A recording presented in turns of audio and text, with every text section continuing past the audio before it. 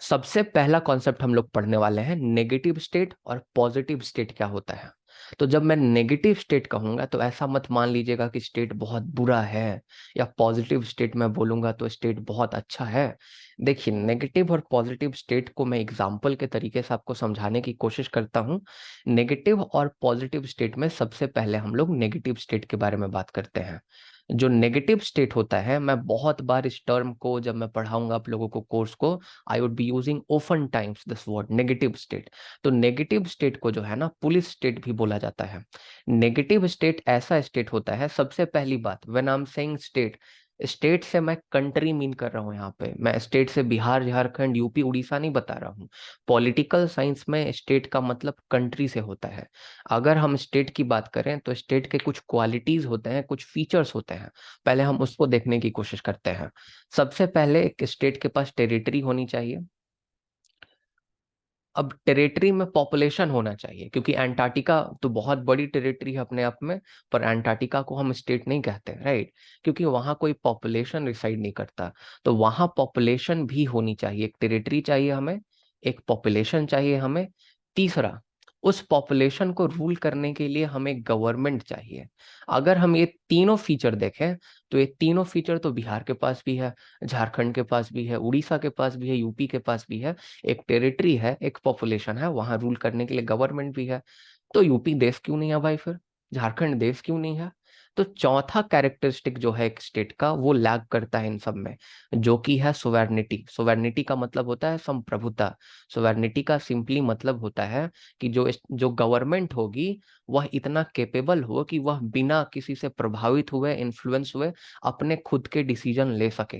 Right, government अपने internal और external decision में जो है स्वतंत्र हो, कोई उस पर ऊपर से दबाव ना डाले। लेकिन अगर हम यूपी और बिहार और झारखंड की बात करेंगे तो क्या गवर्नमेंट के पास सोवेर्निटी है? जवाब है नहीं। क्या यूपी की सरकार फॉरेन रिलेशन बना सकती है अपने आप से, अमेरिका से या जर्मनी से या कोई भी स्टेट से? नहीं, बिल्कुल नहीं बना सकती। क्योंकि यूपी के सरकार के ऊपर भी एक सरकार है जो कि है central government, the government of India. इसीलिए यूपी बिहार झारखंड के पास टेरिटरी है, पॉपुलेशन है, उसके गवर्नमेंट है, लेकिन यूपी बिहार झारखंड एक स्टेट नहीं है। फिर मैं बोल रहा हूँ, स्टेट मतलब कंट्री होता है पॉलिटिकल साइंस में, वरना आप मत बोलिए कि क्या भांग खा कर आए हैं, स्टेट नहीं है यूपी बिहार झारखंड। हाँ, हम लोग स्टेट कहते हैं, पर मैं यहाँ स्टेट का मतलब कंट्री मान के चल रहा हूँ पॉलिटिकल साइंस में। आई hope you get the point. अब यहाँ पे एक और इम्पॉर्टेंट आपका कैरेक्टरिस्टिक होता है जो कि है इंटरनेशनल रिकॉग्निशन। अगर इंटरनेशनल रिकॉग्निशन आपके पास नहीं होगा, फिर भी आपको स्टेट का दर्जा नहीं मिलेगा। मैं बहुत सारे आपको ऐसे एग्जांपल्स दे सकता हूँ जहां पे आपका एक टेरिटरी है, जहां पे एक पॉपुलेशन है, जहां गवर्नमेंट है, और वहां की गवर्नमेंट सोवरेन भी है। वहां की सरकार अपने मर्जी से फैसले ले पाती है, उसको कोई दबाव नहीं देता, लेकिन उस सरकार को मान्यता नहीं मिलती। जैसे जब बांग्लादेश जब एक कंट्री बना तो India was the first country to recognise the Bangladesh, and after India all other countries also recognised Bangladesh. तो कोई भी कंट्री जो है जब वो बनती है, तो पांचवा सबसे इंपॉर्टेंट चीज होता है कि बाकी देश भी माने कि वो भी एक देश है।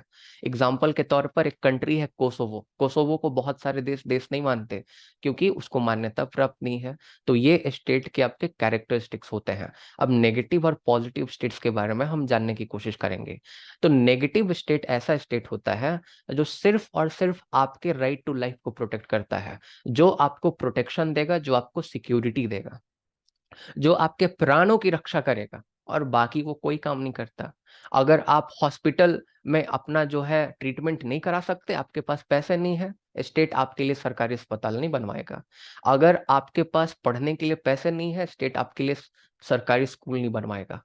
अगर आपके पास चावल नहीं है, खाना नहीं है खाने के लिए, कोई दिक्कत नहीं है, स्टेट की जिम्मेवारी नहीं है।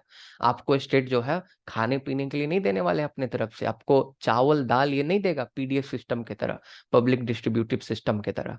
I hope you are getting the point. तो नेगेटिव स्टेट ऐसा स्टेट होता है जो कि सिर्फ आपको सुरक्षा प्रोवाइड कराता है, और बाकी कोई काम नहीं करता, सिर्फ आपकी रक्षा करता है। नेगेटिव स्टेट जो है वो किसी भी इंडिविजुअल के इकोनॉमिक एक्टिविटी में कम से कम इंटरफेयर करने की कोशिश करता है। वो कम से कम एक इंडिविजुअल के प्राइवेट लाइफ को जो है इन्फ्लुएंस करने की कोशिश करता है। तो उसी को नेगेटिव स्टेट कहते हैं। तो नेगेटिव स्टेट को पुलिस स्टेट भी कहा जाता है। I hope you got the point, right? अब नेगेटिव स्टेट के बहुत सारे सपोर्टर्स हैं, इनमें से मैं कुछ सपोर्टर्स का नाम बताऊंगा, आप उसको लिख लीजिए। ये मेनली ऐसे थिंकर्स हैं जो कि क्लासिकल लिबरलिज्म से बिलोंग करते हैं। अब क्लासिकल लिबरलिज्म के बारे में हम आगे आपको पढ़ाएंगे पॉलिटिकल थ्योरी में।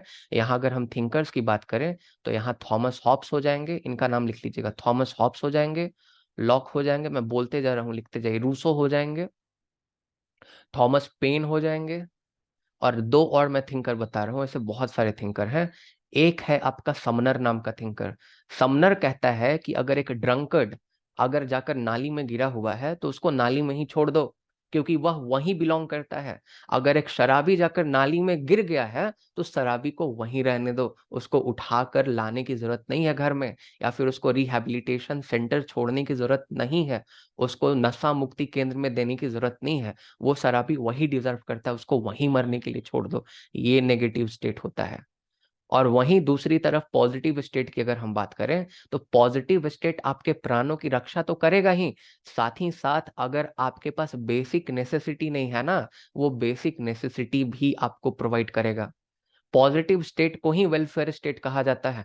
पॉजिटिव स्टेट का एक और नाम नैनी स्टेट है। नैनी जानते हैं ना, नैनी बच्चों का जैसे ख्याल रखती है, उसी तरह से स्टेट आपका ख्याल रखता है। वेलफेयर स्टेट मतलब positive state. I hope you get my point. Positive state या वेलफेयर स्टेट क्या करता है, आपके प्राणों की तो रक्षा करेगा ही करेगा, लेकिन अगर आपके पास पढ़ने का संसाधन नहीं है, आपके लिए सरकारी स्कूल बनवाएगा, आपको पैसे भी देगा। अगर आपके पास खाने को नहीं है, कोई बात नहीं, आपको खाने के लिए जो है महीने में जो बेसिक नीड है वो भी देगा आपको। अगर आपके पास स्वास्थ्य का कोई सुविधा नहीं है, आपके लिए आयुष्मान कार्ड बनेगा, आपके लिए सरकारी अस्पताल भी रहेंगे। ये वेलफेयर स्टेट होता है, इसी को पॉजिटिव स्टेट कहते हैं। तो जो पॉजिटिव स्टेट होता है, पॉजिटिव स्टेट आपके प्राणों की रक्षा करता है और आपके बेसिक नेसेसिटी को भी पूरा करता है। लेकिन नेगेटिव स्टेट की बात करें तो नेगेटिव स्टेट सिर्फ और सिर्फ आपके प्राणों की रक्षा करेगा, राइट टू लाइफ को प्रोटेक्ट करने का काम करेगा, बाकी कोई मतलब नहीं है। बाकी किसी को शिक्षा नहीं मिल रहा है, स्वास्थ्य नहीं मिल रहा है, किसी को खाना नहीं मिल रहा है, कोई लेना देना नहीं है नेगेटिव स्टेट को। आई hope you get my point.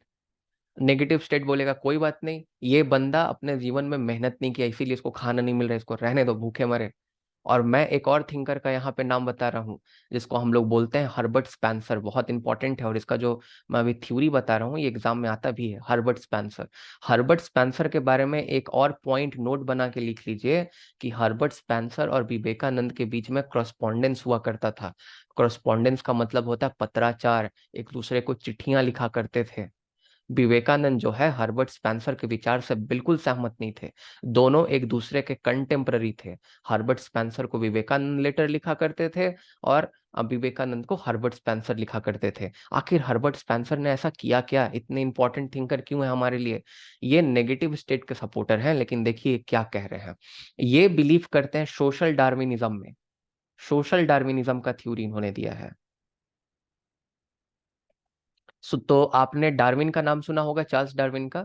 तो चार्ल्स डार्विन क्या कहता है, सर्वाइवल ऑफ फिटेस्ट। अगर इन्वायरमेंट के बदलते स्थिति के साथ कोई अगर जीव है, कोई ऑर्गेनिज्म है, अगर वो सेट कर जाता है, अडॉप्ट कर जाता है, वो जिएगा, बाकी सबके सब वाइप आउट हो जाएंगे। मतलब अगर आप आज के इन्वायरमेंट के हिसाब से अपने आप को माउल्ड नहीं कर रहे हैं, अपने आप को अडॉप्ट नहीं कर रहे हैं, तो आप नहीं जी पाएंगे यहाँ पे। ये सर्वाइवल ऑफ फिटेस्ट की थ्योरी है, राइट। एक चीज मैं और आपको बता देता हूँ, ये जो सर्वाइवल ऑफ फिटेस्ट जो टर्म है, ये survival of fittest Herbert Spencer ने कॉइन किया था। आपने बहुत बार इसको चार्ल्स डार्विन के साथ सुना होगा, लेकिन सही मायनों में सर्वाइवल ऑफ फिटेस्ट जो टर्म है, जो फ्रेज है, ये किसने कॉइन किया था? तो ये हर्बर्ट स्पेंसर ने कॉइन किया था, सर्वाइवल ऑफ फिटेस्ट। अब सर्वाइवल ऑफ फिटेस्ट का थ्योरी ये आपका सोसाइटी में लागू करते हैं। कोई गरीब है, किसी को पढ़ने के लिए व्यवस्था नहीं है, ये बोलेंगे कोई बात नहीं, ये फिट व्यक्ति नहीं है, इसने समय के हिसाब से अपने आप को नहीं बदला, इसने मेहनत नहीं की, since he is not fit according to the society, let him die. इसको शिक्षा देने की कोई जरूरत नहीं है। अगर कोई स्वास्थ्य सुविधा के बिना मर रहा है due to the treatment and all, फिर भी हार्बर्ट स्पेंसर कहेंगे इसने पैसे क्यों नहीं कमाए, इसकी गलती है। हम क्या कर सकते हैं इसमें, इसने मेहनत नहीं किया होगा, पैसे नहीं कमाए होंगे, हम कुछ नहीं कर सकते, इसको फ्री में इलाज कराना नहीं है, मरने दो, इसको छोड़ दो। आई hope you get the point. अब इससे प्रॉब्लम हो गया सोसाइटी में, इससे प्रॉब्लम हो गया कि एक्सप्लॉयटेशन बढ़ते रहा लेबर क्लास का। इसके बारे में मैं डिटेल में बताऊंगा, थोड़ा सा बस जान लीजिए कि कैसे पॉजिटिव स्टेट आया। तो जब आपका ये सब प्रॉब्लम्स होने लगे तो काफी ज्यादा शोषण हो गया। गरीब लोगों को ना मुफ्त का शिक्षा मिल पाता था, ना मुफ्त का स्वास्थ्य मिल पाता था, ना मुफ्त का भोजन मिल पाता था, और बेचारे गरीबी के जंजीरों में बंधे बंधे बेचारे मर जाते थे। अब इससे प्रॉब्लम क्या हुआ? इससे क्या होता है कि सोशलिज्म, मार्क्सिज्म जैसे थ्योरीज आते हैं। सोशलिज्म और मार्क्सिज्म जैसे थ्योरी जो है, ये कैपिटलिज्म को पूरी तरह से समाप्त कर देने की घोषणा करते हैं। याद रखिएगा, ये जो नेगेटिव स्टेट है, ये कैपिटलिस्ट स्टेट होता है, कैपिटलिस्ट स्टेट होता है, राइट, पूंजीपतियों का राज्य होता है। क्योंकि पूंजीपति अमीर होते हैं, अपने बारे में तो सोच लेते हैं, दूसरों को मरने के लिए छोड़ देते हैं। तो ये जो कैपिटलिस्ट जो स्टेट है, इसको घोषणा कर देता है कि कैपिटलिस्ट स्टेट को समाप्त कर देंगे, सोशलिज्म और मार्क्सिज्म। और लोग काफी प्रभावित हो जाते हैं। जब लोग काफी प्रभावित हो जाते हैं, तो कैपिटलिस्ट को लगता है कि अरे, अगर हमारे देश के लोग सोशलिज्म और मार्क्सिज्म अपना लिए, तो हमारे तो बहुत बुरे दिन आ जाएंगे, हमें तो बोरिया बिस्तर लेके निकलना पड़ेगा कहीं। तो इसीलिए आपका लिबरल थिंकर ही जो है, जो कैपिटलिज्म को ही सपोर्ट करता है, वही आपका थ्योरी दिया पॉजिटिव स्टेट का, कि स्टेट जो है वो लोगों को फ्री में सुविधा भी देगा, फ्री में स्वास्थ्य देगा, खाना देगा, शिक्षा देगा, सब देगा फ्री में। और ये जो है ना, ये गरीबों की भलाई के लिए कम किया गया, कैपिटलिस्ट लोग को बचाने के लिए ज्यादा किया गया, ध्यान रखिएगा। तो जो वेलफेयर स्टेट है ना, वेलफेयर स्टेट कैपिटलिज्म के खिलाफ नहीं है, वेलफेयर स्टेट कैपिटलिज्म को सपोर्ट करता है। ध्यान रखिएगा इस बात को। जब आप लोग ड्यू में जाइएगा तो सेमेस्टर सेकंड में इनफैक्ट आप लोगों को डेविड गार्लैंड के बारे में पढ़ना है, उसके वेलफेयर स्टेट के कॉन्सेप्ट को पढ़ना है, वहां पे यही चीज आपको पढ़ाया जाएगा मास्टर्स में। आई hope you get the point. Positive और नेगेटिव स्टेट सबको समझ में आ गया। अब क्विक एक बार क्वेश्चन पूछ लेते हैं, अगर अगर कुछ नहीं समझ में आया। और प्लीज रिलेवेंट क्वेश्चन, क्योंकि मुझे फिर यूएस का क्लास लेना है और मुझे ये टॉपिक भी कंप्लीट करना है। You ask the relevant question, अगर नहीं समझ में आया then only you have to ask. फालतू वालतू क्वेश्चन नहीं पूछना है, वो मैं नहीं आंसर करूंगा। पॉजिटिव और नेगेटिव स्टेट समझ में आया कि नहीं सबको? हाँ, सपोर्टर ऑफ पॉजिटिव स्टेट नाम लिख लीजिए। हाँ बिल्कुल। How the positive state support capitalism? Positive state support capitalism because when you are doing the welfare आप क्यों कर रहे हैं? वेलफेयर कर रहे हैं इसलिए जो गरीबों के अंदर जो गुस्सा है, गरीबों का गुस्सा थोड़ा ठंडा हो जाए। जब गरीबों का गुस्सा ठंडा हो जाएगा, तो गरीब बेचारे जैसे काम कर रहे हैं आपके लिए काम भी करेंगे, राइट। और साथ ही साथ क्या पूछ रहे हैं? तो क्या sir welfare state modern concept है? हाँ बिल्कुल, वेलफेयर स्टेट और नेगेटिव स्टेट दोनों मॉडर्न कॉन्सेप्ट है, क्योंकि नेगेटिव स्टेट के बारे में एडम स्मिथ ने बताया है, हॉब्स ने बताया है, लॉक ने बताया है, समनर ने बताया है, स्पेंसर ने बताया, हर्बर्ट स्पेंसर ने बताया है।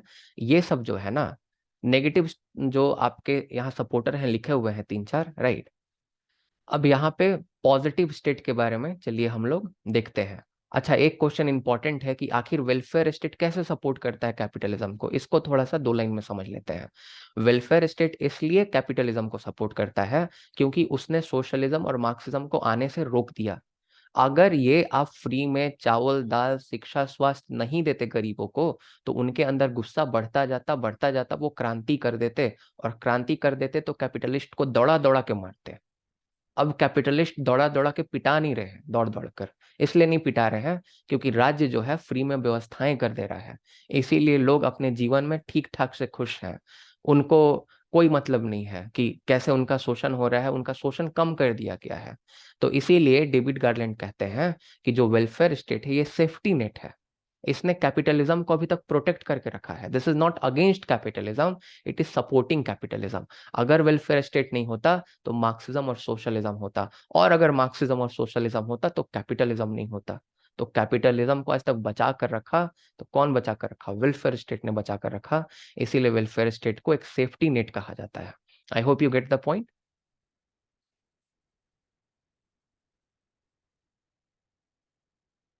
क्या आप लोग क्वेश्चन पूछ दे रहे हैं जी? Objective of positive state is to give the minimum resources to the people. हाँ बिल्कुल सही बात है।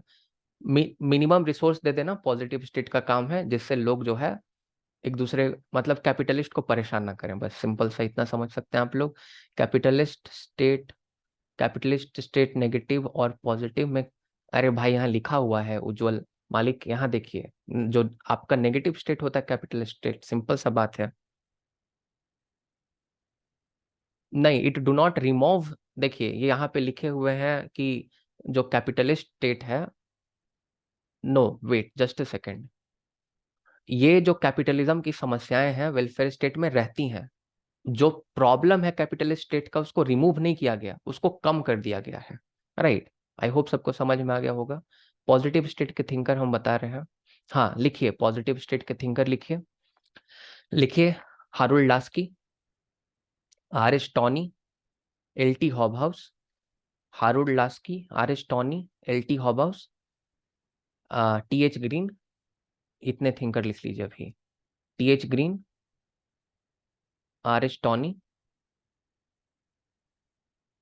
T A W N E Y, R H Tawney होगा। Right, R S Tawney, Laski, Harold Laski नाम है इसका पूरा। और कौन है, MacIver, L T Hobhouse. ये सब है, ये सब क्वेश्चन पूछा जाता है सीवीटी पीजी में कि कौन है। यहाँ पे लिख दिए हैं, लिख दिए हैं।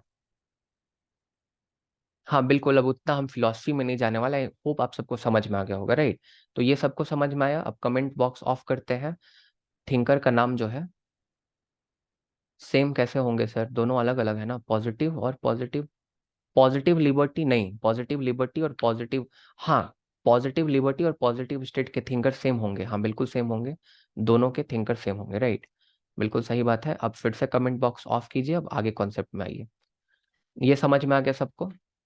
यही है पॉजिटिव और नेगेटिव स्टेट। अब पॉजिटिव और नेगेटिव लिबर्टी हम आपको बताने वाले हैं। ये बड़ा कॉम्प्लिकेटेड कॉन्सेप्ट है, इसको ध्यान से सुनिएगा। राइट, समझ में आ जाएगा आप लोगों को। अब यहाँ नेगेटिव लिबर्टी का ये मतलब नहीं होता है कि जो लिबर्टी है वो खराब चीज होता है या फिर लिबर्टी नहीं है, ऐसा मत सोचिएगा। यहाँ नेगेटिव का मतलब है कि हमारे ऊपर कोई भी प्रतिबंध नहीं है। नेगेटिव का मतलब ना होना। क्या नहीं होना भाई? तो हमारे ऊपर कोई भी बाहरी रिस्ट्रिक्शन नहीं है। That is called negative liberty.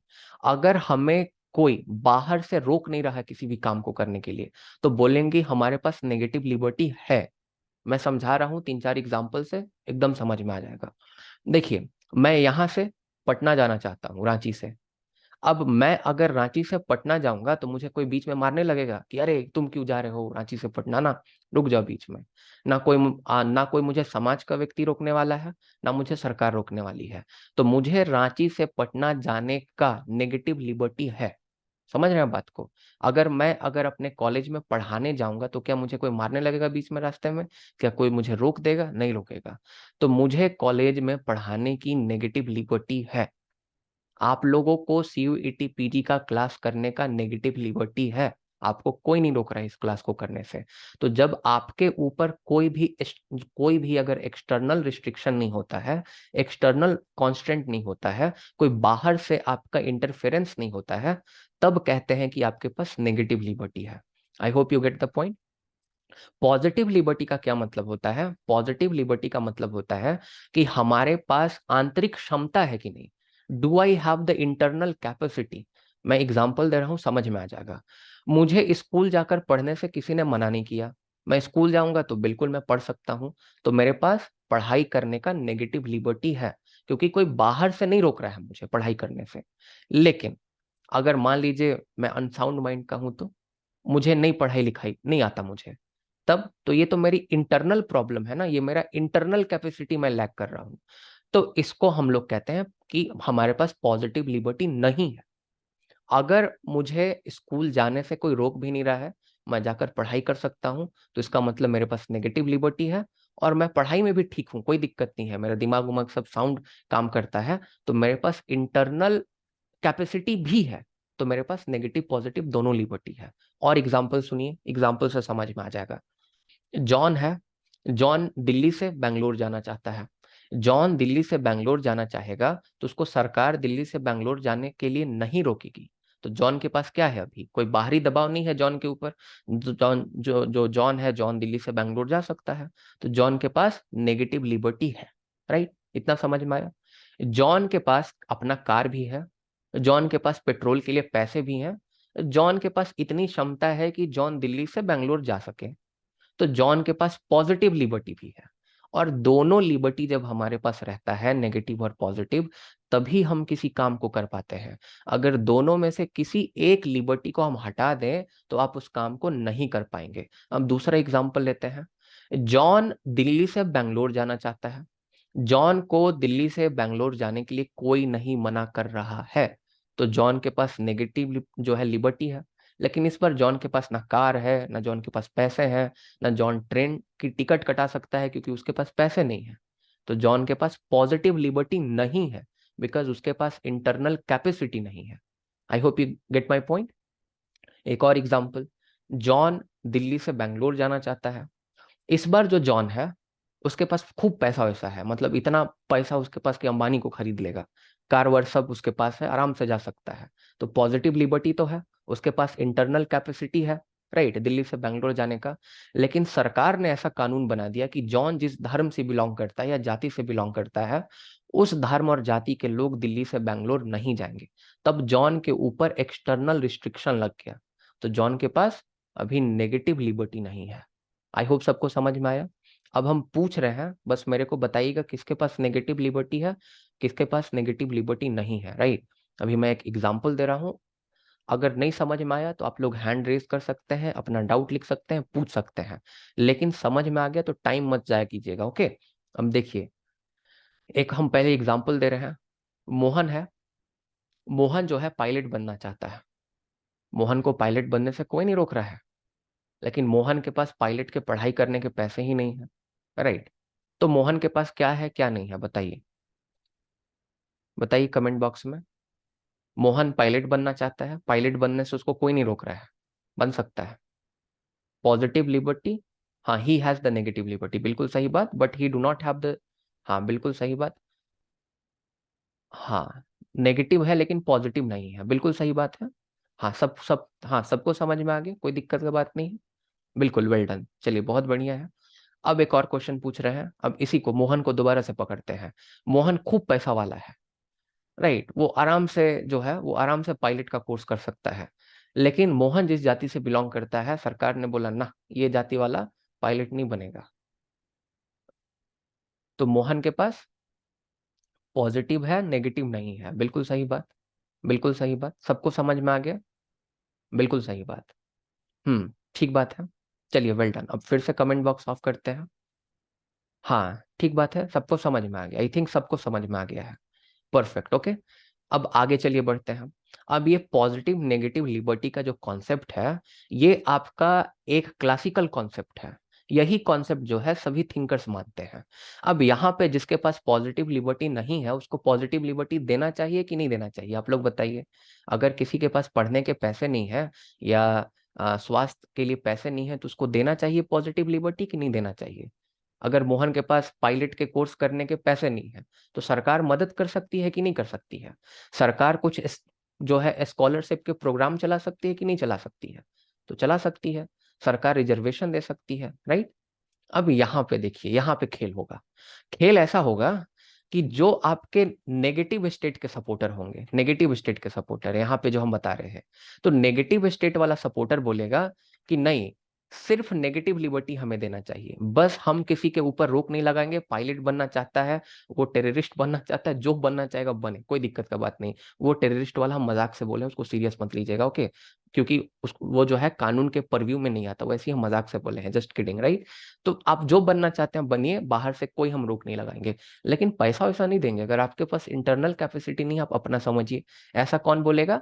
ऐसा नेगेटिव स्टेट के थिंकर्स बोलेंगे। ऐसा कौन बोलेगा? जॉन लॉक बोलेगा, ऐसा समनर बोलेगा, हर्बर्ट स्पेंसर बोलेगा, हॉब्स बोलेगा, थॉमस पेन बोलेगा, रूसो बोलेगा, सब ऐसे बोलेंगे। You get my point. अब जो आपके पॉजिटिव स्टेट के थिंकर्स रहेंगे, हाँ बिल्कुल, मस्ट बी फिटेस्ट, आपके जो लिबरलिज्म के थिंकर्स हैं मेनली, वो बोलेंगे कि फिटेस्ट लोग ही जो है वही सब काम करें, राइट। अब आगे मार्क्सिज्म और सोशलिज्म की जब हम बात करें, या फिर इनफैक्ट हम ये पॉजिटिव स्टेट वाले थिंकर्स की बात करें, पॉजिटिव स्टेट वाले थिंकर्स जो हैं ये मॉडर्न लिबरलिज्म में आते हैं। अब अभी हम मॉडर्न लिबरलिज्म नहीं बताएंगे, ये लंबा टॉपिक है। हम पॉलिटिकल थ्योरी ही आप लोगों को पढ़ाने वाले हैं, क्योंकि बिना पॉलिटिकल थ्योरी का अगर हम आप लोगों को रूसो और लॉक पढ़ा दिए तो आप लोग को नहीं समझ में आएगा। तो मॉडर्न लिबरलिज्म वाले थिंकर हैं या फिर सोशलिस्ट है, मार्क्सिस्ट है, कार्ल मार्क्स क्या बोलेंगे, या टीएच ग्रीन क्या बोलेंगे, अरिस्टोनी क्या बोलेंगे, मैकाइवर क्या बोलेंगे, एल टी हॉबस क्या बोलेंगे, कि अगर किसी के पास पॉजिटिव लिबर्टी नहीं है तो उसको दो पॉजिटिव लिबर्टी। अगर मोहन स्कूल में जाके नहीं पढ़ सकता है, अगर बेचारा अपाहिज है, उसके पास इंटरनल कैपेसिटी नहीं है, तो उसको दे दो जो है उसको कुछ साधन दे दो जाने के लिए, उसके घर में बस भेज दिया करो ना। अगर उसके पास पैसे नहीं है स्कूल में फी भरने के लिए तो सरकारी स्कूल खुलवा दो भाई। अगर सरकारी स्कूल नहीं खुलवा सकते तो प्राइवेट में उसका दाखिला के लिए पैसा दे दो। तो किसी के पास पॉजिटिव लिबर्टी नहीं है तो ये स्टेट का कर्तव्य बनता है कि उसके लिए पॉजिटिव लिबर्टी स्टेट दे। ये कौन बोलेगा? ये बोलेगा मॉडर्न लिबरलिज्म और सोशलिज्म और मार्क्सिज्म। और बाकी लोग जो हैं, बाकी लोग बोलेंगे वेलफेयर मॉडल। हाँ, वेलफेयर मॉडल जो है कॉमन है दोनों में। Okay, welfare model modern liberalism में भी है और सोशलिज्म में भी है, right. I hope you get the point. तो ये बात हम लोगों को समझने का कोशिश करना है। आई होप सबको अभी तक समझ में आ रहा है। अब आगे देखिए, यही आपका नेगेटिव पॉजिटिव लिबर्टी का कॉन्सेप्ट था। एक और क्वेश्चन पूछ रहे हैं, आप लोग इसका आंसर दीजिए। मान लेते हैं कि कोई और नाम ले लेते हैं, मान लीजिए मार्क नाम का आदमी है। मार्क नाम का आदमी अमेरिका जाना चाहता है, अमेरिका जाना चाहता है जॉब करने के लिए। उसको जो है कॉल लेटर भी आ गया। अमेरिका जो इंडिया की सरकार है उसको जाने से नहीं रोकेगी, वो आराम से जा सकता है। लेकिन उसके पास टिकट के पैसे नहीं है। तो उसके पास क्या है क्या नहीं है बताइए एक बार। नेगेटिव है, पॉजिटिव नहीं है। हाँ बिल्कुल सही बात है। आई होप आप सबको समझ में आ गया। अब जो अगला हम जो बताने वाले हैं वो अपने जीवन में थोड़ा उतारने का कोशिश कीजिएगा। ओके, अब यहाँ पे एक चीज मैं और बताना चाहता हूँ। हाँ बिल्कुल सही बात। एक जो हम चीज बता रहे हैं बड़ा ध्यान से सुनिए, बड़ा इंपॉर्टेंट बताने वाले हैं। ओके, जो आइजिया बर्लिन है, आइजिया बर्लिन के बारे में सब कुछ सुना होगा। Isaiah Berlin two concept of liberty देता है, पॉजिटिव लिबर्टी और नेगेटिव लिबर्टी दोनों को देता है। लेकिन आइजिया बर्लिन सिर्फ नेगेटिव लिबर्टी को सपोर्ट करता है। क्योंकि पॉजिटिव लिबर्टी जब हम स्टेट को दे देंगे, जब हम स्टेट को ये कह देंगे कि अगर किसी के पास कुछ संसाधन नहीं है तो आप उसको मुहैया करा दीजिए, आप उसकी मदद कर दीजिए, तो मदद करने के नाम पर स्टेट कुछ भी कर सकता है। मदद करने के नाम पर स्टेट जो है आप पर प्रतिबंध भी लगा देगा कि हम तो मदद कर रहे हैं आपकी। लेकिन मदद करने के नाम पर स्टेट टोटलिटेरियन भी बन सकता है, राइट। तो आइजिया बर्लिन कहते हैं कि देखो, पॉजिटिव लिबर्टी जो है अगर स्टेट लोगों को प्रोवाइड करे तो दिक्कत की बात नहीं है। प्रॉब्लम यह है कि अगर हम स्टेट को पॉजिटिव लिबर्टी प्रोवाइड करने का दाम अगर हम उसको जिम्मा दे देंगे तो स्टेट जानबूझकर जो है सब चीज में इंटरफेयर करेगा, कहेगा कि ये तो हम पॉजिटिव लिबर्टी के नाम पे कर रहे हैं, ये तो हम गरीबों के सेवा के लिए कर रहे हैं। लेकिन वो गरीबों के सेवा के लिए नहीं करता है, वो अपने शक्ति को बढ़ाने के लिए करता है। I hope you get the point. अगर किसी भी स्टेट को पॉजिटिव लिबर्टी बहुत ज्यादा दे दिया जाए कि आप सबकी मदद करें, मोहन के पास पैसे नहीं है, आप मोहन को पैसे दें। अब मोहन को पैसा देने के नाम पर टैक्स बढ़ा देगा, महंगाई बढ़ जाएगी, राइट, टोटलिटेरियन बनने लगेगा। बोले, आप उससे पूछेगा इतना महंगाई क्यों बढ़ा, मोहन को पैसा देना है भाई, टैक्स नहीं दोगे। अब बात समझ रहे हैं? तो ऐसा सरकार टोटलिटेरियन बन जाएगा। इसीलिए बहुत सारे थिंकर्स जो हैं, जैसे आइजिया बर्लिन है, रोबोट नॉजिक है, ये सब मानते हैं कि स्टेट को सिर्फ और सिर्फ जो है नेगेटिव लिबर्टी पे ही काम करना चाहिए, पॉजिटिव लिबर्टी उबर्टी देने का काम नहीं करना चाहिए। क्योंकि स्टेट पॉजिटिव लिबर्टी देगा तो देना तो ठीक बात है, लेकिन जिस तरीके से देगा उस तरीके से वो हमें जो है बांधने की कोशिश करेगा। समझ पा रहे हैं बात को? तो ये इंपॉर्टेंट है हमारे लिए। ओके, तो इसको आपको ध्यान में रखना है। तो आइजिया बर्लिन किस लिबर्टी को सपोर्ट करेंगे? आइजिया बर्लिन नेगेटिव लिबर्टी को सपोर्ट करेंगे, क्योंकि पॉजिटिव लिबर्टी जो है टोटलिटेरियनिज्म को प्रमोट कर सकता है। क्योंकि पॉजिटिव लिबर्टी के नाम पर कोई भी स्टेप सरकार ले लेगा कि हम गरीबों की मदद कर रहे हैं, शिक्षा और स्वास्थ्य जो है सुविधाएं दे रहे हैं, और उसके नाम पर जो है हमारे फ्रीडम को कम कर देगा, राइट, हमारे ऊपर प्रतिबंध भी लगा सकता है, हमारा नेगेटिव लिबर्टी भी छीन लेगा। कोई ठीक नहीं है। I hope you get my point. अब अगर ये नहीं समझ में आया तो प्लीज पूछिए। ये समझ में आया? और अगला जो बताने वाले हैं वो और ज्यादा इंपॉर्टेंट है। You understood why the Isaiah Berlin और the Robert Nozick is going to support the negative liberty and not the positive liberty, because positive liberty may turn into totalitarianism. हाँ, हिटलर ने जो काम किया था, अब एग्जाम्पल तो हम नहीं लेंगे, एग्जाम्पल तो आप बहुत पास से भी ले सकते हैं। I am not going to take an example at all. Explain totalitarianism. Totalitarianism क्या होता है कि एक ऐसी सरकार जो कि अपने मन मर्जी से काम करे, जिसके ऊपर कोई अंकुश ना लगे, जिसके ऊपर कोई लिमिट नहीं है, वो टोटलिटेरियनिज्म है। मैं बता रहा हूँ लक्ष्य साहब क्या होता है। हाँ, बेंजामिन कॉन्स्टा ने एंशियंट और मॉडर्न लिबर्टी की बात की थी। सर जी, बेंजामिन कॉन्स्टा के बारे में आपको सेमेस्टर 1 में डीयू में पढ़ना है और जेएनयू में। तो जब आप लोग जेएनयू डीयू में जाएंगे ना, तो वहां बेंजामिन कॉन्स्टा को पढ़िएगा, राइट। आप जो लिख रहे हैं मोहित, पॉजिटिव लिबर्टी एक बार दोबारा।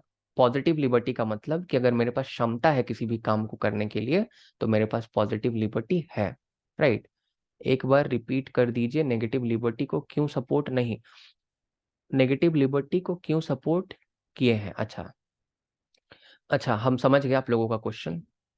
देखिए, नेगेटिव लिबर्टी को इसलिए सपोर्ट किया जा रहा है क्योंकि पॉजिटिव लिबर्टी के नाम पर, पॉजिटिव लिबर्टी में क्या कहा जा रहा है कि सरकार जो है मदद कर सकती है गरीबों की।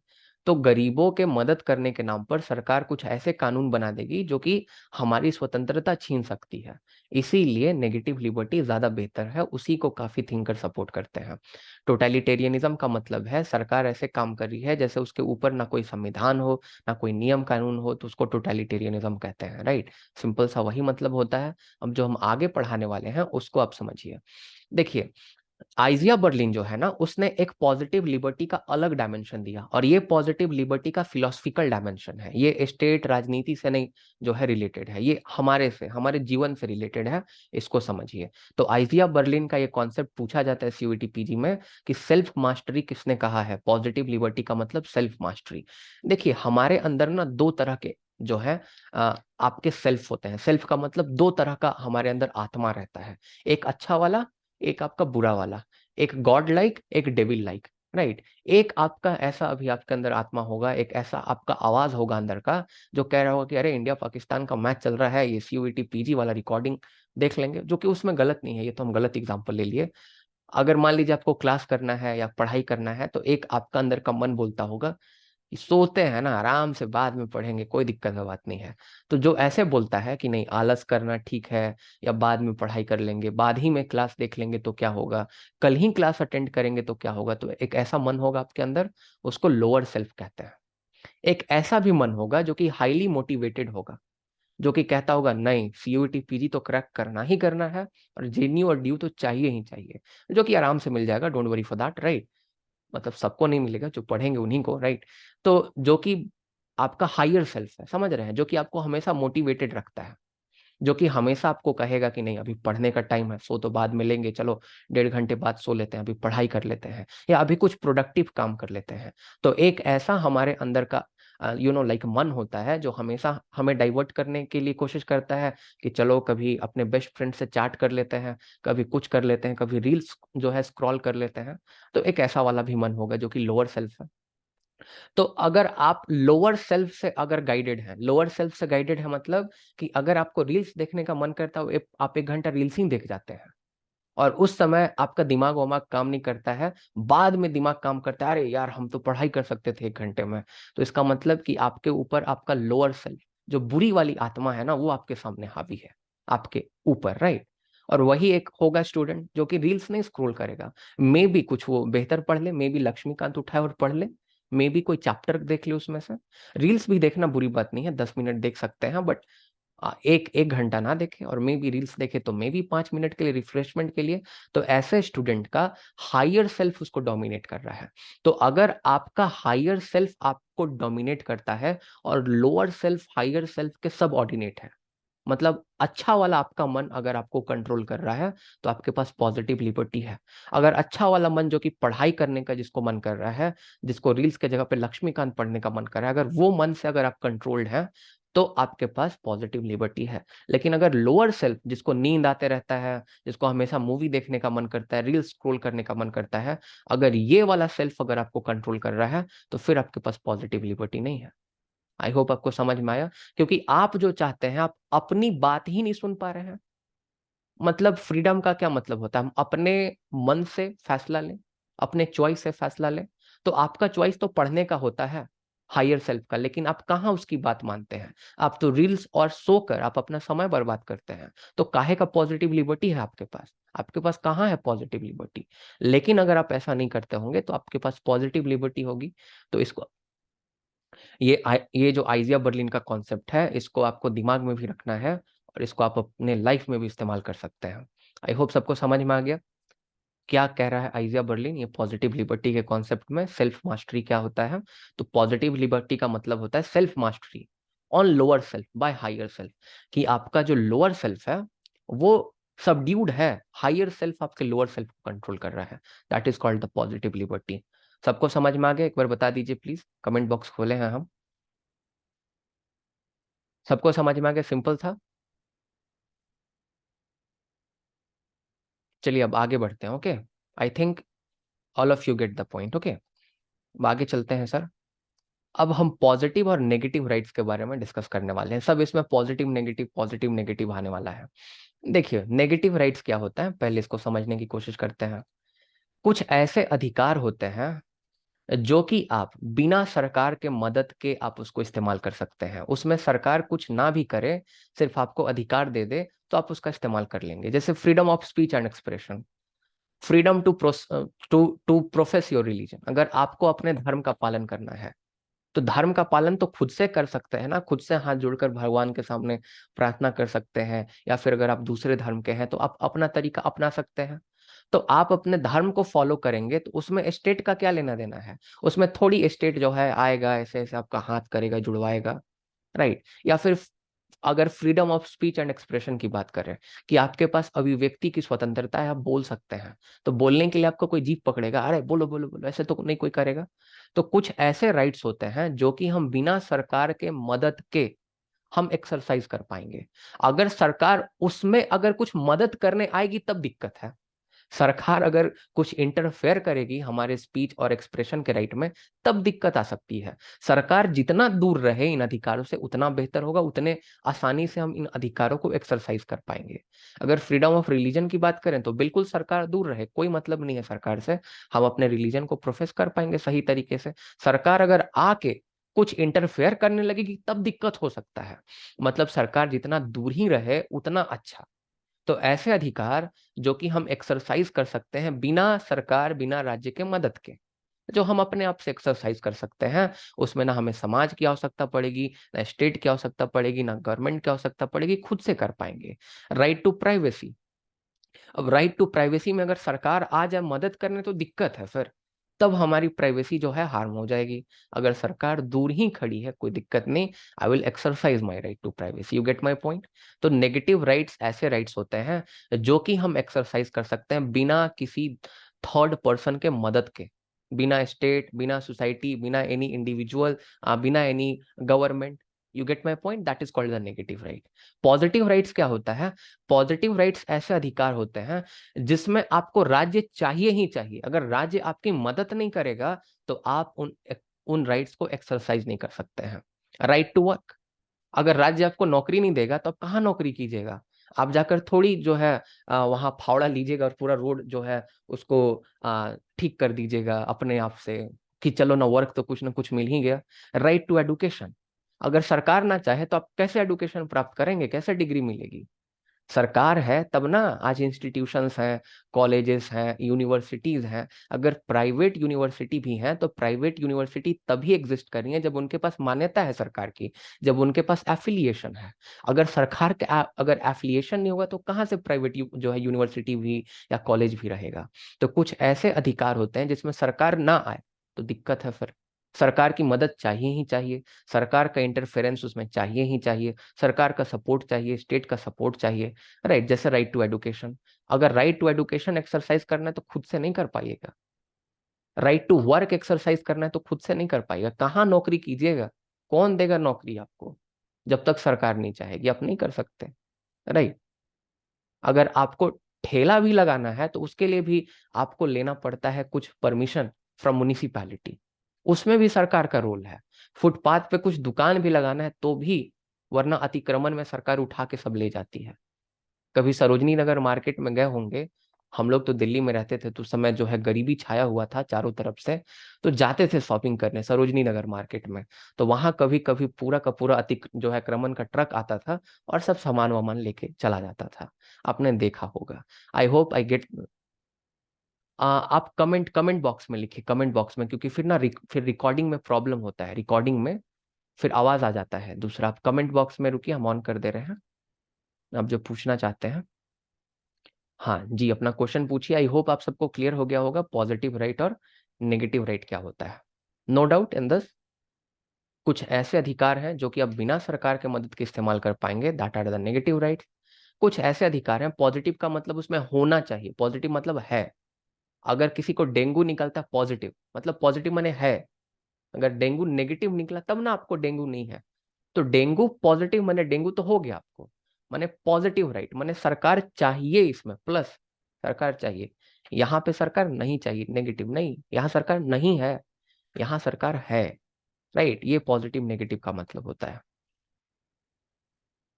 फिर fundamental rights are negative in nature and DPSPs are positive in nature. हाँ बिल्कुल सही बात बोल रहे हैं आप। All the fundamental rights are not negative in nature. Okay, fundamental rights की बात करें तो आपके पास इक्वल अपॉर्चुनिटी है एम्प्लॉयमेंट के लिए। तो इक्वल अपॉर्चुनिटी एम्प्लॉयमेंट के लिए आप तभी एक्सरसाइज कर पाएंगे आर्टिकल 16 को, जब स्टेट आपकी मदद करेगा। ऐसा नहीं कह सकते कि फंडामेंटल राइट के सभी राइट्स नेगेटिव हैं, ऐसा नहीं है। राइट, अगर आपको ह्यूमन ट्रैफिकिंग रोकना है तो ह्यूमन ट्रैफिकिंग रोकने के लिए प्लेटो के सोल के कॉन्सेप्ट के जैसा नहीं, वो अलग है, वो प्लेटो का सोल का कॉन्सेप्ट जो है अलग है। राइट, तो ऐसा नहीं कह सकते कि डीपीएसपी में सारे पॉजिटिव राइट हैं, बट या large chunk of the right in fundamental rights are negative in character and DPSP they are positive in character. Right, हाँ बिल्कुल सही बात है, but large chunk of the right, large chunk of right I am talking about. Right, but you can't say that everything is negative in the fundamental right, everything is positive in the DPSP। right, हाँ बिल्कुल ठीक बोल रहे हैं। 15(3) special provision for women children, हाँ positive है, क्योंकि यहाँ पे कहा जा रहा है ना कुछ करो। अगर राज्य को कहा जा रहा है करो तो पॉजिटिव, मत करो दूर रहो तो नेगेटिव। सिंपल। आई होप सबको समझ में आ गया। अब आगे बढ़ते हैं हम लोग। ओके, सिचुएशन, अगर इस तरह से अगर हम सब सिचुएशन पे करें तो फिर तो कोई सब्जेक्ट, जैसे पोस्ट मॉडर्निस्ट कहता है ना, तो पोस्ट मॉडर्निज्म हम कभी बाद में बताएंगे। हम जो कहना चाह रहे हैं जो सिचुएशनल इंटरप्रिटेशन होता है, तो इस तरह से तो दुनिया नहीं चल पाएगी। तो सिचुएशनल इंटरप्रिटेशन जो है वो कम से कम हम लोग जब किसी साइंस को पढ़ते हैं तो करने की कोशिश करते हैं, वरना फिर पोस्ट मॉडर्निज्म का सिंड्रोम आ जाएगा। राइट, अब मालिक हम आगे बढ़ते हैं क्योंकि 8:48 हो गया है। हाँ, you can say that there is no strict separation. अब आगे बढ़ते हैं। ओके, कमेंट ऑफ करते हैं। चलिए आगे बढ़ते हैं, नेगेटिव और पॉजिटिव इक्वालिटी के बारे में बात करते हैं। ये अपने आप में बड़ा इंपॉर्टेंट कॉन्सेप्ट है। नेगेटिव इक्वालिटी की जब हम बात करते हैं तो नेगेटिव इक्वालिटी कौन सपोर्ट कर रहा है? फिर से नेगेटिव इक्वालिटी लिबरलिज्म सपोर्ट कर रहा है। राइट, जो मैंने यहाँ पे थिंकर लिखे थे जो कि नेगेटिव स्टेट को सपोर्ट कर रहे हैं, they are only supporting the negative equality. What is negative equality? Negative equality is the equality of opportunity. इसको नेगेटिव इक्वालिटी को दो तीन नाम से जाना जाता है। लीगल इक्वालिटी भी कहा जाता है, इसी को फॉर्मल इक्वालिटी कहा जाता है, फॉर्मल इक्वालिटी कहा जाता है, इसी को प्रोसीड्यूरल इक्वालिटी कहा जाता है, प्रोसीड्यूरल इक्वालिटी कहा जाता है, और इसी को इक्वालिटी ऑफ अपॉर्चुनिटी कहा जाता है, अवसर की समानता, इक्वालिटी ऑफ अपॉर्चुनिटी। अच्छा हाँ, यहाँ पे लिखा हुआ है इक्वालिटी ऑफ अपॉर्चुनिटी।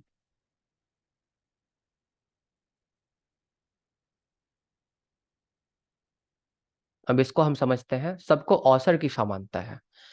तो ये जो है ना, ये वही जो समनर है, हर्बर्ट स्पेंसर है, वही लोग ये सब बात करेगा नेगेटिव इक्वालिटी का।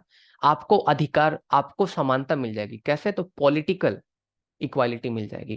क्या मैं प्रधानमंत्री का चुनाव लड़ सकता हूँ? हाँ। क्या मैं राष्ट्रपति बन सकता हूँ? बिल्कुल बन सकता हूँ। क्या मैं बन पाऊंगा? नहीं बन पाऊंगा।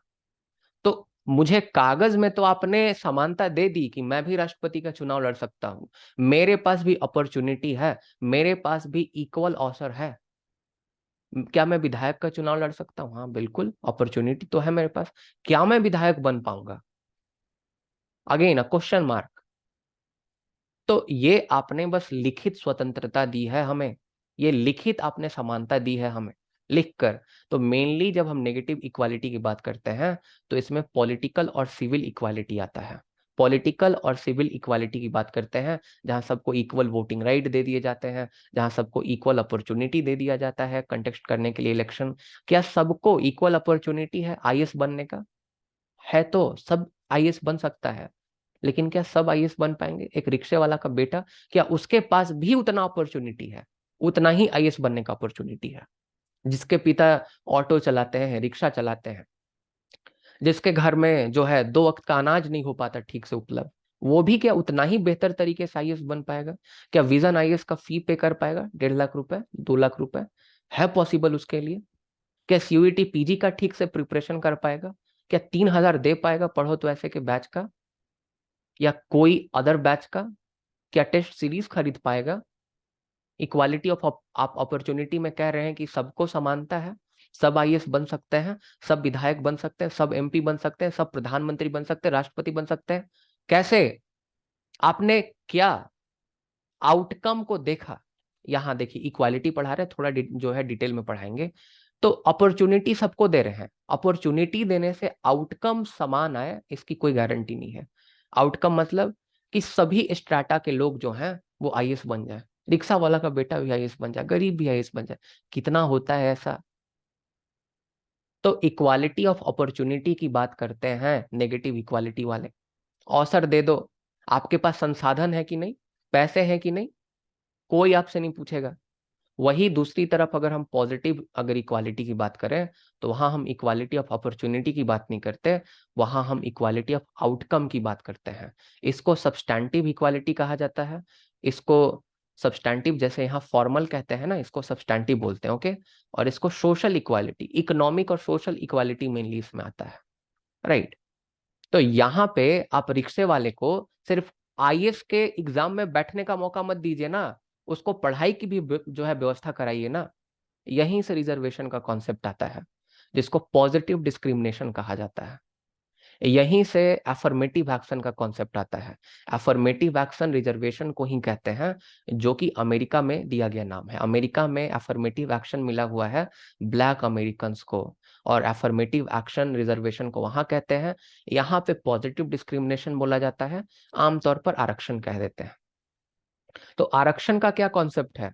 अपॉर्चुनिटी आप सबको बराबर देंगे और आप ये कामना करेंगे कि सबको का इक्वल रिजल्ट आए, इक्वल आउटकम आए, ऐसा हो ही नहीं सकता है।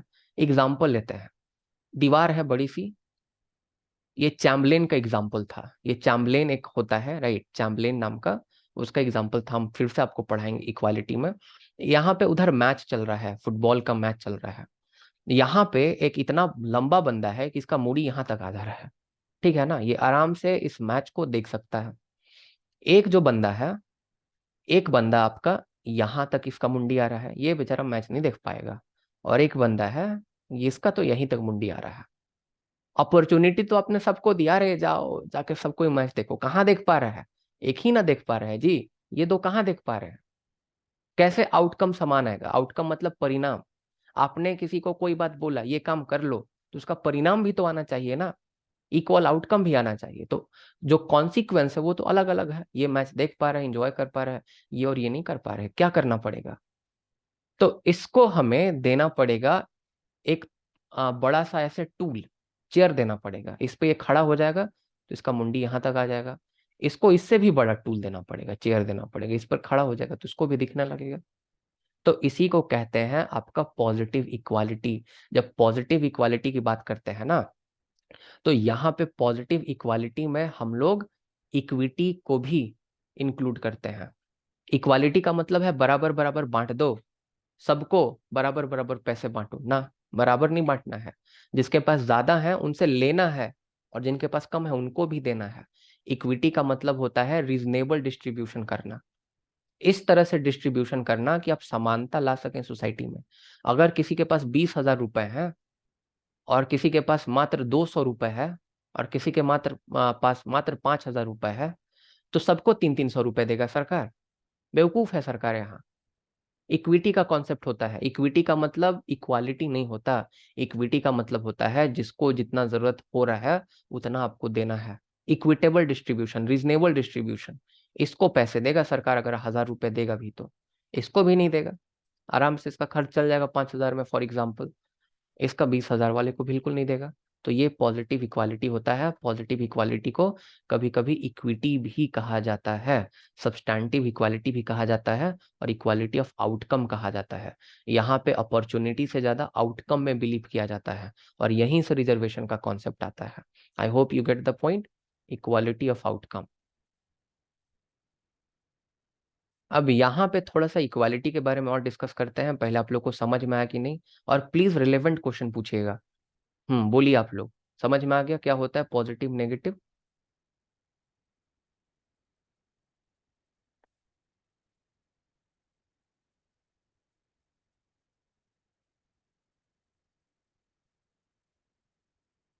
नहीं, each according to its need वाला मार्क्सिज्म होता है, वो अलग चीज है, वो हम नहीं बता रहे हैं।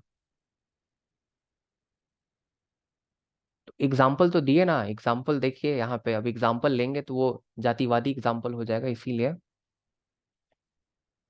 Social and economic equality is substantive equality, हाँ बिल्कुल सही बात है। R birth has adopted which type of negative, और sir R birth has adopted which type, मतलब मैं नहीं समझ पा रहा हूँ अनामिका क्या क्वेश्चन पूछ रही हैं कि आर birth has adopted which type. But वो मार्क्सिज्म है, मार्क्सिज्म अलग चीज है, मार्क्सिज्म अलग चीज है। अदर्स के साथ तो डिस्क्रिमिनेशन होगा, कैसे होगा डिस्क्रिमिनेशन? बिल्कुल नहीं होगा। नहीं, इक्वालिटी का मतलब ये नहीं होता बराबर देना। अदर्स के साथ कैसे डिस्क्रिमिनेशन होगा? जो 20,000 कमा रहा है और जिसके पास 200 रुपए है, तो जिसके पास 200 रुपए है उसको 1,000 रुपए दे दिए, तो 20,000 वाले के साथ क्या डिस्क्रिमिनेशन है, ये बताइए।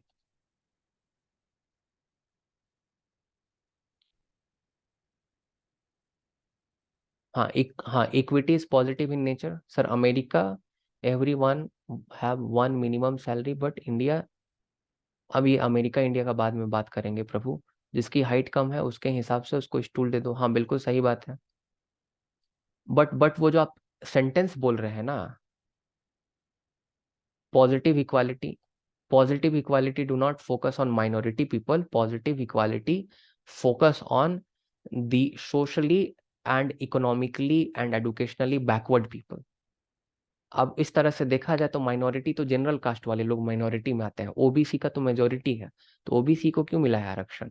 तो उस तरह से तो नहीं मिलना चाहिए था ओबीसी को, क्योंकि माना जाता है कि ओबीसी एडुकेशनली और सोशली बैकवर्ड क्लास है, इसलिए देते हैं। अच्छा अच्छा, ठीक है, कोई दिक्कत नहीं है। इंडिया कॉन्सेप्ट में इक्वालिटी रूल ऑफ लॉ, हाँ लॉ में है equality, equality right, every one is equal in the eyes of law. अगर कोई भी मर्डर करेगा तो सबको एक जैसा सजा मिलेगा, राइट, उसमें नहीं देखा जाएगा। वो तो क्रिमिनल कोड तो सबके लिए बराबर होता है। अब कोई एसटी मर्डर करे, एससी मर्डर करे, जनरल मर्डर करे, सजा तो एक ही होगा, क्रिमिनल कोड तो सबके लिए एक है। Equal distribution means positive equality, equal नहीं, इक्विटेबल डिस्ट्रीब्यूशन बोलेंगे इसको। इसको इक्वल डिस्ट्रीब्यूशन नहीं बोलेंगे, इक्विटेबल डिस्ट्रीब्यूशन बोलेंगे। इक्वल और इक्विटेबल में अंतर होता है। इक्वल माने सबको बराबर बराबर दे देना, इक्विटेबल का मतलब जिसके पास कम है उसको थोड़ा ज्यादा दे देना। कि इंडिया कौन सा फॉलो करता है दोनों में से? इंडिया जो है, अगर क्रिमिनल लॉ में बात करें तो क्रिमिनल लॉ में जो है वो नेगेटिव इक्वालिटी को फॉलो करता है। अगर हम बात करें सोसाइटी में तो सोसाइटी में पॉजिटिव फॉलो करता है। हाँ चलिए, बहुत बढ़िया है, एंजॉय कर रहे हैं सेशन, चलिए हम आप लोगों को ठीक से पढ़ा पा रहे हैं, I am happy for that. I hope सबको समझ में आ गया मालिक। अब चलते हैं आगे हम लोग। ओके, अब यहाँ पे आगे चलते हैं। अच्छा, यहाँ पे इक्वालिटी के बारे में थोड़ा सा और बता रहे हैं हम। ओके, इसको थोड़ा कम समझिएगा, क्योंकि इक्वालिटी जब पढ़ाएंगे वापस से पढ़ाएंगे, तो इसीलिए उसको उतना, या छोड़िए, हम जब इक्वालिटी पढ़ाएंगे तभी पढ़ाएंगे, वरना आप लोग फिर क्वेश्चन पूछिएगा इसमें। इसमें हम बताने वाले थे जो है रोनाल्ड डॉर्किन का क्या विचार है, अमर्त्य सेन का क्या विचार है, जो जेरेमी बेंथम है, रोबर्ट नॉजिक है, उसका क्या विचार है। तो ये हम जब इक्वालिटी आप लोगों को पढ़ना है, in fact this is the part of the syllabus, तो वहां पे मैं आपको बता दूंगा, राइट। अब यहाँ पे नेगेटिव एंड पॉजिटिव पावर के बारे में हम लोग डिस्कस करते हैं। पावर क्या होता है? पावर और अथॉरिटी में क्या फर्क है? Anyone, if you know that, what is the difference between the power and authority? If you can answer in the comment box. Power and authority.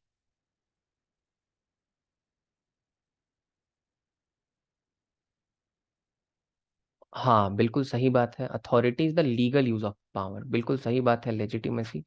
हाँ, बिल्कुल बिल्कुल सही बात. Most of you know that, right? हाँ, बिल्कुल बिल्कुल सही बात है. चलिए, well done well done, right. अब हम थोड़ा सा आप लोगों को बता दे रहे हैं, आप लोग समझ जाइएगा. बड़ा ही सो है, सिंपल सा कॉन्सेप्ट है. पावर का क्या मतलब होता है?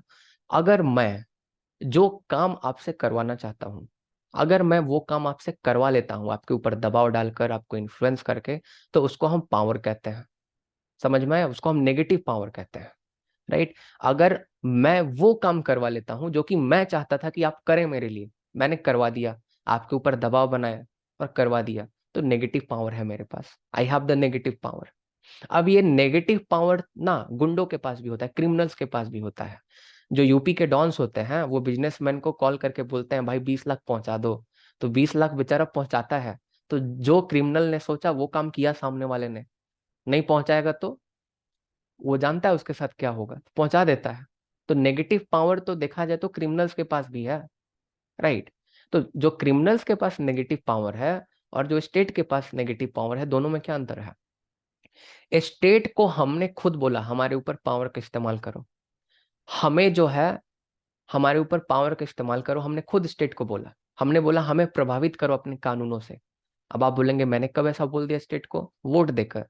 हमारे समाज ने वोट देकर सरकार को चुना है और ऐसा कहा है. तो लेजिटिमेसी का क्या मतलब होता है? लेजिटिमेसी का मतलब होता है कि कानूनन तौर पर चीजों को परफॉर्म किया जा रहा है. कानूनन तौर का क्या मतलब हुआ? कानूनन तौर का मतलब होता है कि जनता जो है उसने कंसेंट दिया है, जनता ने अपनी मर्जी दी है सरकार को कि आप ऐसा करें. तब सरकार कानून बना रही है और हमें कंट्रोल कर रही है, इन्फ्लुएंस कर रही है.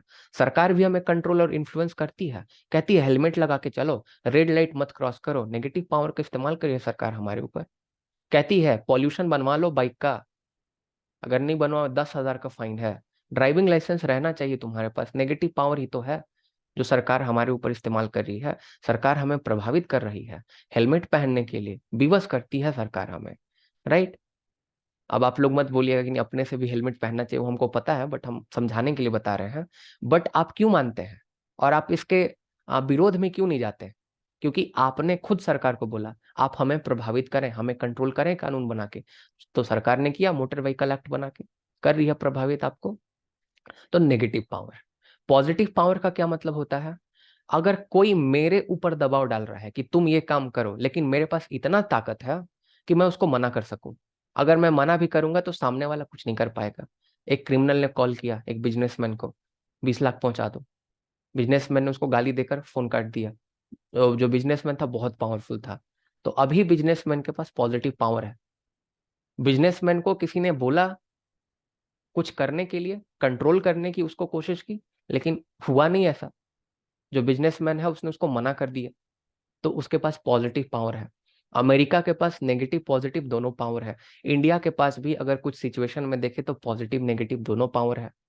अमेरिका जिससे चाहे उससे अपना काम करवा ले, जिसको चाहे कंट्रोल करे, इन्फ्लुएंस करे, काटसा लगा के सैंक्शन लगा देता है, एम्बार्गो कर देता है कंट्रीज को. अमेरिका जिसको चाहे कंट्रोल कर सकता है, जो चाहे वो करवा सकता है. अमेरिका के पास नेगेटिव पावर है. अगर अमेरिका से कोई करवाना चाहता है कोई काम, अमेरिका नहीं करेगा, अमेरिका मना कर देगा. और अमेरिका का कोई कुछ नहीं बिगड़ सकता. अमेरिका के पास पॉजिटिव पावर भी है, इंडिया के पास भी है नेगेटिव पॉजिटिव दोनों पावर. अब हमें अमेरिका ने कहा मत तेल खरीदो ईरान से, हमने नहीं खरीदा. हमें वेवर दिया गया कुछ महीनों के लिए, लेकिन जब मना किया अमेरिका ने कि बस, तो हम रुक गए. तो अमेरिका के पास नेगेटिव पावर थी. अमेरिका ने और भी कुछ चीजों में हमें रोकने की कोशिश की. अमेरिका ने बोला मत करो न्यूक्लियर टेस्ट अटल बिहारी वाजपेयी जी को. इंडिया नहीं मान कर गया न्यूक्लियर टेस्ट पोखरण 2. इंडिया के पास पॉजिटिव पावर था उस टाइम में. तो ये नेगेटिव और पॉजिटिव पावर का कॉन्सेप्ट जो है, ये हम मेनली इंटरनेशनल रिलेशंस में यूज करते हैं. If you will see the syllabus of CUET PG, you have to just study two topics in international relation, that is liberalism and realism. But believe me, they would be asking the question from constructivism, postmodernism, post-structuralism, feminism.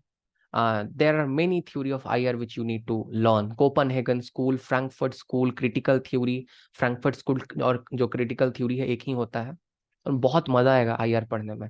IR is my favorite, IR and constitution. मतलब favourite तो मेरे सभी हैं क्योंकि मैंने सबको बेहतर तरीके से पढ़ा है, बट मुझे IR में बहुत मजा आता है. और कॉन्स्टिट्यूशन में इसलिए मजा आता है क्योंकि कॉन्स्टिट्यूशन में जीता हूँ. लाइक मुझे बहुत डीप नॉलेज है कॉन्स्टिट्यूशन का, हर एक चीज का, पॉलिटी में. तो मुझे मजा आता है उसको पढ़ने में, पढ़ाने में. I hope negative positive power सबको समझ में आ गया सर. तो यहाँ पे नेगेटिव पावर लिखा हुआ है मालिक, और यहाँ पे देखिए पॉजिटिव पावर लिखा हुआ है. अब यहाँ पे एक अंतिम चीज हम बता रहे हैं आज के क्लास में, फिर क्लास को करेंगे खत्म. अगर कोई क्वेश्चन है तो प्लीज सर पूछिए. इंडिया पाकिस्तान का मैच भी है तो उसमें भी थोड़ा सा देखना पड़ता है ना जी. You know the boys like they are the cricket fans. समझ में आ गया ना सबको? कोई दिक्कत का बात नहीं है ना?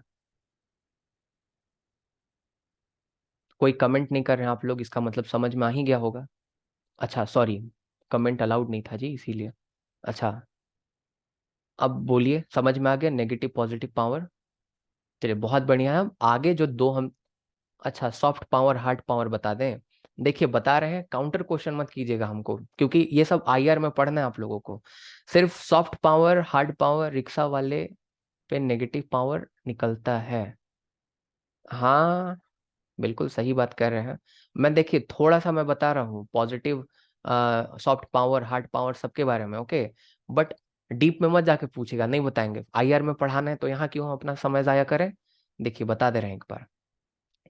सॉफ्ट पावर और हार्ड पावर के बारे में आपको कौन लगता है, किसने बताया था? जोसेफ नहीं ने. हाँ आंसर तो वही करना पड़ेगा. CVT PG में क्वेश्चन आएगा तो. तेल के लिए तो पॉजिटिव पावर क्यों, जब अमेरिका ने मना किया तेल के लिए तो पॉजिटिव पावर क्यों नहीं किया? क्योंकि करेगा तो इंडिया को घाटा ना होगा जी.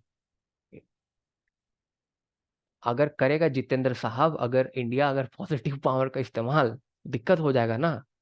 हम लोग का वीजा रोक देगा, हम लोग को पनिश कर देगा, अमेरिका परेशान करके रख देगा. आप बताइए कि आपके लोकल विधायक अगर कुछ कहते हैं तो आदमी मान लेता है ना, जो थोड़ा दबंग टाइप के होते हैं सोसाइटी में. हाँ बिल्कुल सही बात है. जो हार्ड पावर होता है वो यूज ऑफ फोर्स होता है, सॉफ्ट पावर जो है यूज ऑफ वैल्यू होता है. हार्ड पावर सॉफ्ट पावर के बारे में ना कौटिल्य ने सबसे पहले बात किया. तो पोखरन क्यों किया? क्योंकि उससे पहले ही हम, क्योंकि उस समय अमेरिका से रिलेशन ऐसे भी खराब था. तो अमेरिका से ऐसे ही रिलेशन खराब था तो और कितना खराब होगा, समझ रहे हैं? अगर किसी से दुश्मनी है तो और कितना दुश्मनी होगा, करो जितना दुश्मनी करना है. लेकिन जब दोस्ती रहता है तो आदमी दुश्मनी करना नहीं चाहता है. समझ रहे हैं बात को? ये रीजन था इसके पीछे. हाँ टू गेट स्ट्रैटेजिक, और जो ऑटोनॉमी है वो तो बात है, वो पूछ रहे हैं तो मैं कॉमन लैंग्वेज में समझा रहा हूँ, राइट. आई होप सबको क्लियर हो गया. Okay done. अब चलिए हम लोग थोड़ा सा पढ़ते हैं. अब इसको हम डिटेल में नहीं बताने वाले. देखिए साम दाम दंड भेद आप सुने हैं ना. तो जो साम और जो आपका साम होता है ना, साम साम होता है आपका सॉफ्ट पावर. आप रिक्वेस्ट करते हैं किसी से, आप अपने कल्चर का इन्फ्लुएंस देते हैं. हम थाईलैंड के पास जाएंगे ना, हम बोलेंगे अरे आप लोग बुद्धिस्ट कंट्री हैं, गौतम बुद्धा तो हमारे यहाँ निरंजना नदी के तट पे, जिसको फाल्गु नदी कहते हैं, BPSC का जो प्रिपरेशन कर रहे होंगे पता होगा उनको, फाल्गु नदी के तट पे बोधि वृक्ष के नीचे, वहीं तो जो है उनको ज्ञान का प्राप्ति हुआ था गौतम बुद्धा को. साहब हम तो एक ही जैसे हैं. थाईलैंड की सरकार आप हमारी बात मान लीजिए ना, बुद्धिज्म और हम लोग आपस में कनेक्टेड है. India and Buddhist they both are connected to one another. तो हमने क्या किया, अपना इन्फ्लुएंस, दुबई में जाएंगे बॉलीवुड का इन्फ्लुएंस देंगे, अरे शाहरुख खान के आप मूवीज देखते हैं, हमारे इंडिया के हैं, राइट. तो जब हम लोग अपने कल्चर का इस्तेमाल करते हैं, पावर का इस्तेमाल नहीं करते, कल्चर से जब दूसरे को परसुएड करके जब काम करवाने की कोशिश करते हैं, साम रिक्वेस्ट करके, तो उसको हम लोग क्या कहते हैं, उसको कहते हैं सॉफ्ट पावर.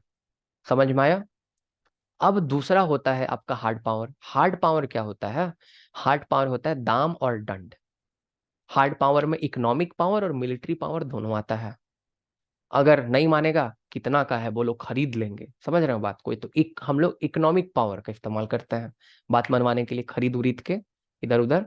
और दंड, कि अगर नई बात मानोगे तो देखो इतनी बड़ी मिलिट्री है हमारे सामने, देखो तुम्हारा क्या हश्र हो सकता है। Third largest military power in the world, सोचो हम कितने पावरफुल हैं, सोचो हमारे बारे में। अगर नहीं अगर करोगे तो दिक्कत होगा तुम्हें। ये होता है आपका। तो जो दाम और दंड वाला पार्ट है ना, उसको हम लोग क्या कहते हैं, उसको हम कहते हैं हार्ड पावर। और सॉफ्ट पावर साम वाला पार्ट, हाथ वाथ जोड़ के समझाओ समझा के, हम लोग एक ही जैसे हैं मालिक, काम कर दीजिए मेरा, इसको सॉफ्ट पावर। अब यही कौटिल्य ने सबसे पहले हार्ड पावर सॉफ्ट पावर बता दिया था। अब हार्ड पावर सॉफ्ट पावर के बारे में फिर मैकियावेली बात करते हैं, लव और फोर्स। ये मैकियावेली पावर के दो डायमेंशन देते हैं, इसके बारे में पढ़ाएंगे वेस्टर्न पॉलिटिकल थॉट में, ओके। तो लव और फोर्स के बारे में कौन बोलता है, मैकियावेली बोलता है, राइट।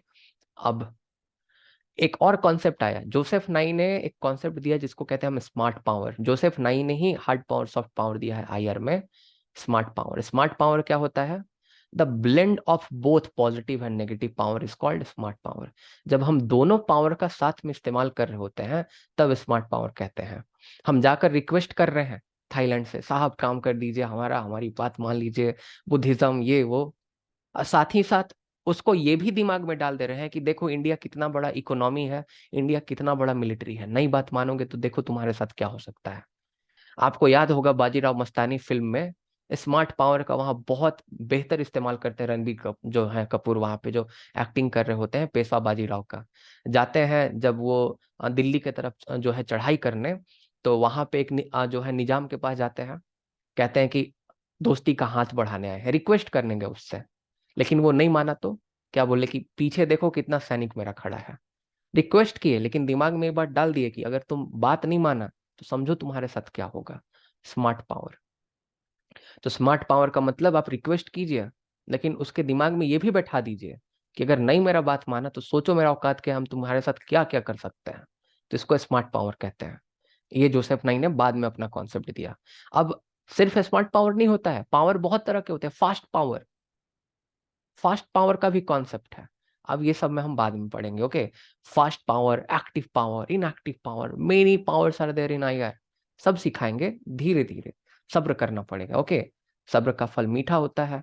अब एक ही दिन सब पूछ लीजिएगा तो कैसे काम चलेगा, रहना चाहिए ना बाकी भी। आई होप क्लियर हो गया सबको। अब आगे बढ़ते हैं। हाँ रुकिए, कमेंट बॉक्स खोल रहे हैं मालिक। हाँ बोलिए, लिखिए कमेंट बॉक्स में, हम आंसर करते हैं।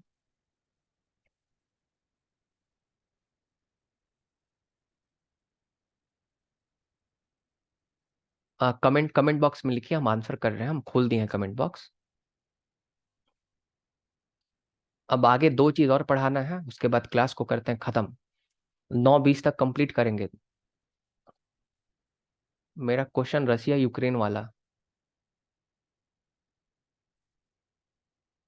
फैक्ट पे पकड़ नहीं है तो रटना पड़ेगा, कोई दिक्कत नहीं है। स्मार्ट पावर दिया था जोसेफ नाई ने।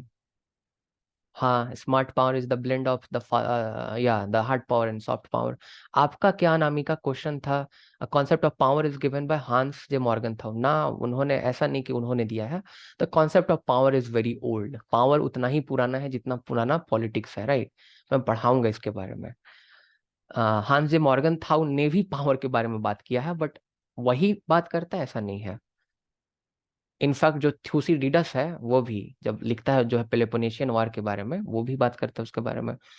जो अनामिका, आप यूक्रेन वार वाला क्वेश्चन पूछिए, हमको नहीं समझ में, वो आपका कमेंट मिस हो गया मेरे से।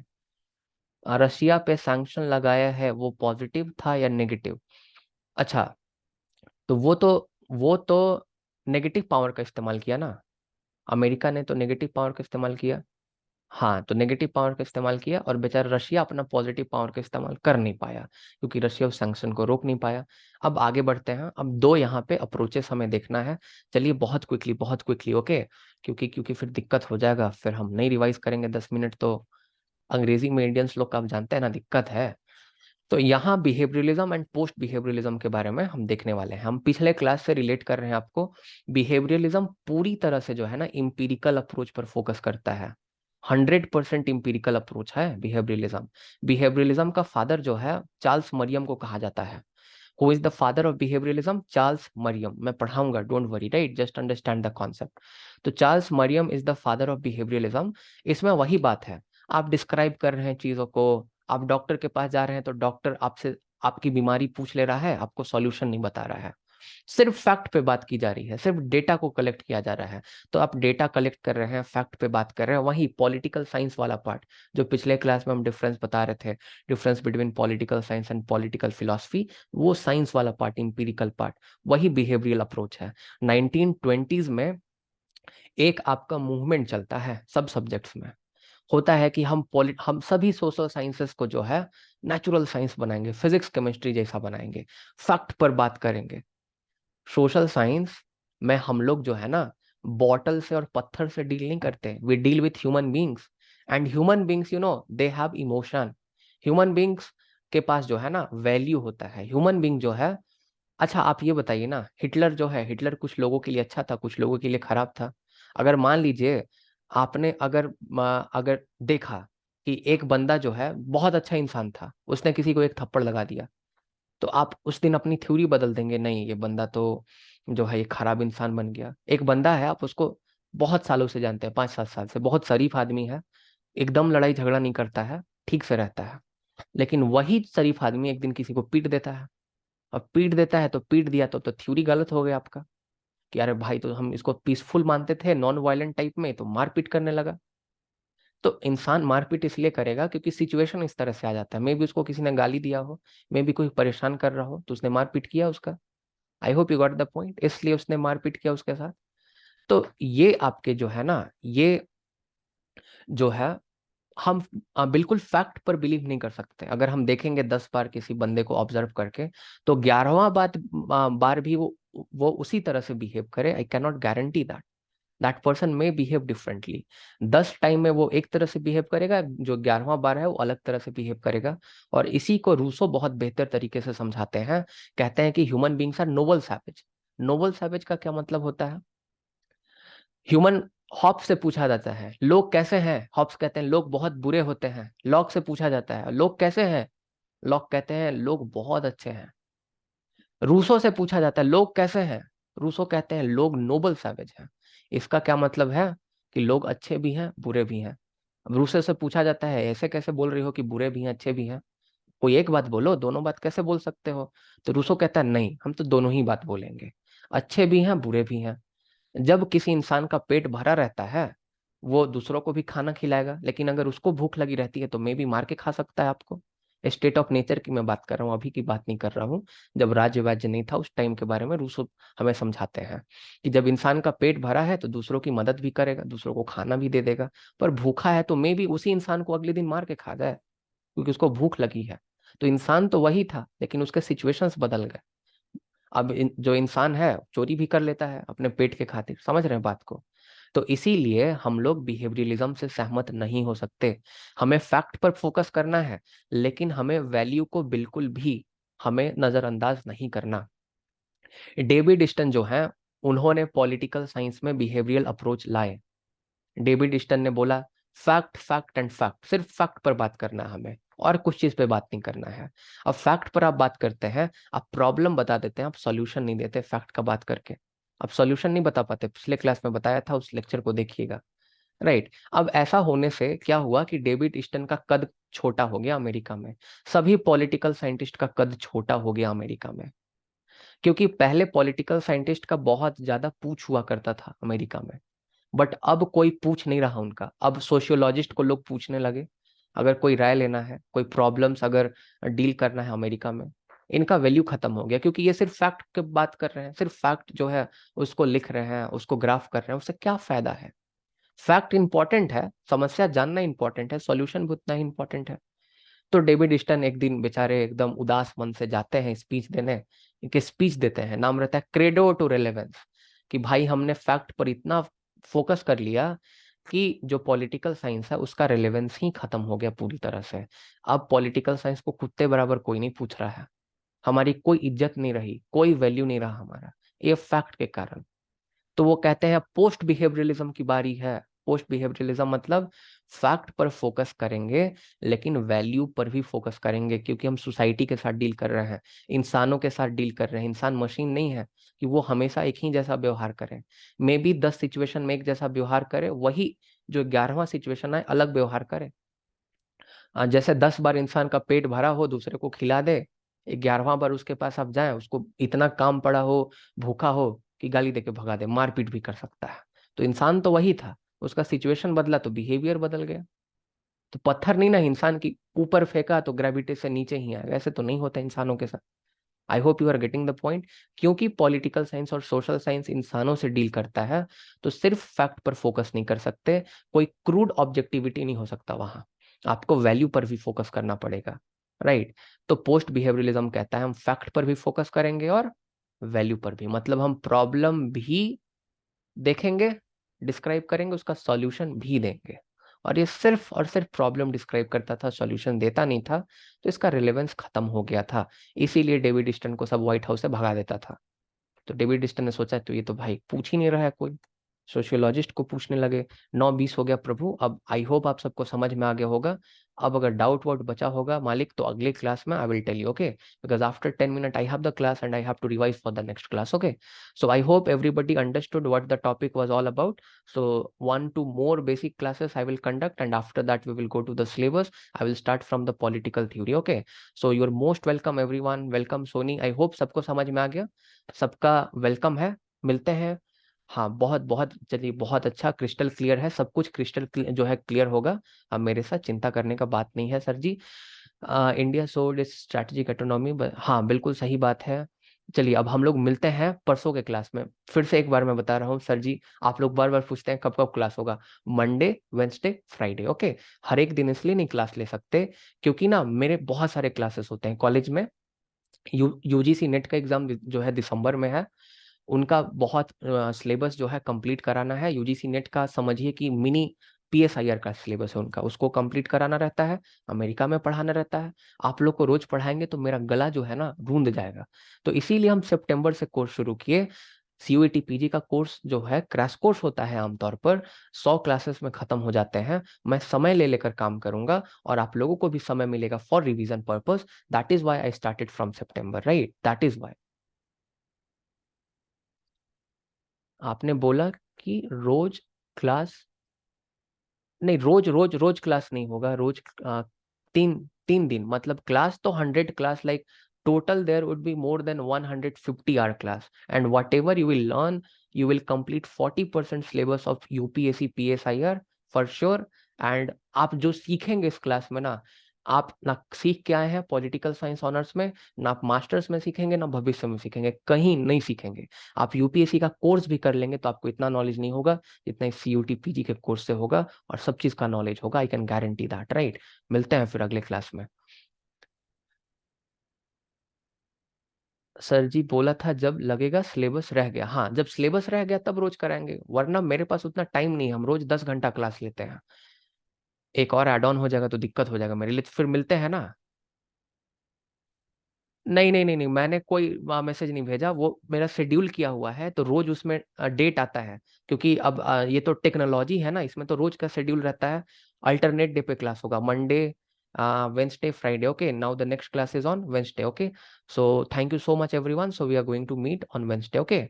So that is available on Telegram, right? You can join the Telegram group. From there you can access all the material. Just 2 classes were done before this, right?